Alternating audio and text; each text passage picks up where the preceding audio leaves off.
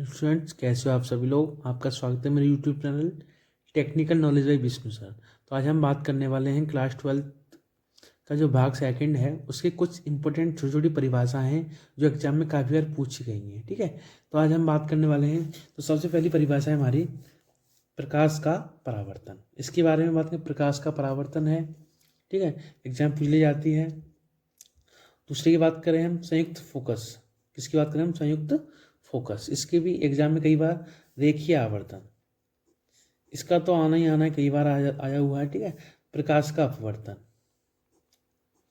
और क्रांतिक कोण की बात करें तो इसको काफ़ी इंपॉर्टेंट समझ सकते हैं, उसे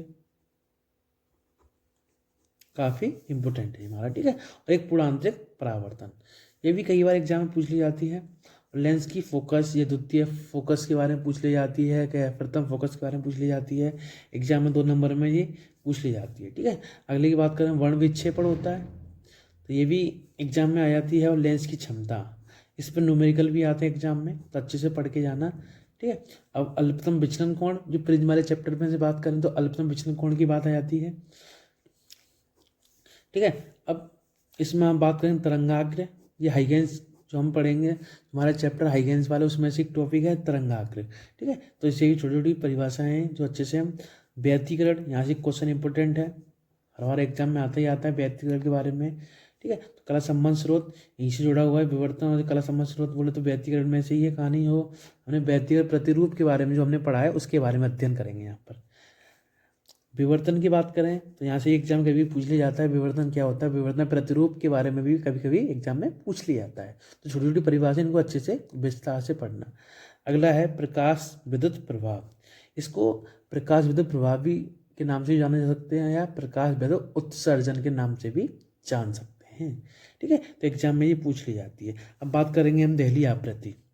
तो देहली आवृत्ति और एक देहली तरंगदैर्घ्य, दोनों आपस में जुड़ी हुई हैं, है ना। तो आवृत्ति और तरंगदैर्घ्य की बात करें तो आप अच्छे से इसको विस्तार से पढ़ लेना क्या होती है। ठीक है, और कार्यफलन, तीनों एक दूसरे से जुड़ी हुई हैं, तीनों एक दूसरे संग जुड़ी हुई हैं। ठीक है, अब यहाँ पे बात करें तीनों, ये वाली समस्थानिक, समभारिक और समन्यूट्रॉनिक, ये भी आपस में तीनों जुड़ी हुई हैं। ठीक है, तो यहाँ से भी 2 नंबर में एग्जाम में पूछ लिया जाता है एग्जाम में। अब नाभिकीय बल अच्छा खासा है।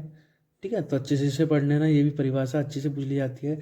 परमाणु क्रमांक या परमाणु की द्रव्यमान संख्या, और ठीक है, तो ये सब जुड़े हुए हैं। समस्थानिक संभारिक में भी इसी की कहानी बनती है ज़्यादातर। और द्रव्यमान क्षति, ठीक है, द्रव्यमान क्षति और बंधन ऊर्जा, ये दोनों जुड़ी हुई हैं आपस में, सब आपस में जुड़ा हुआ है।